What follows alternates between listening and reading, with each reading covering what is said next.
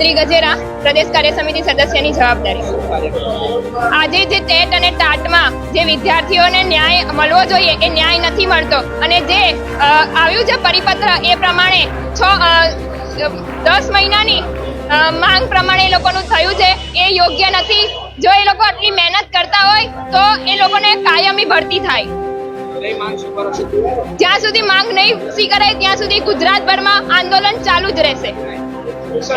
જી નમસ્તે, જયદીપ જિંજાળા, અખિલ ભારતીય વિદ્યાર્થી પરિષદ સુરત મહાનગર મંત્રી.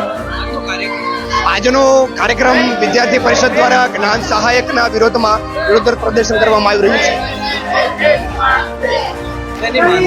બે માંગ એક જ છે કે સરકાર દ્વારા જે જ્ઞાન સહાયકની ભરતી 11 મહિનાના કોન્ટ્રાક્ટ બેઝ પર કરવામાં આવી છે એ ભરતીને રદ કરી કાયમી ભરતી લાગુ કરવામાં આવે. માંગ સ્વીકારવામાં નહીં આવે તો સમગ્ર ગુજરાતભરમાં આગામી કલેક્ટર કચેરી પર ધરણા થશે અને આંદોલન કરવામાં આવશે.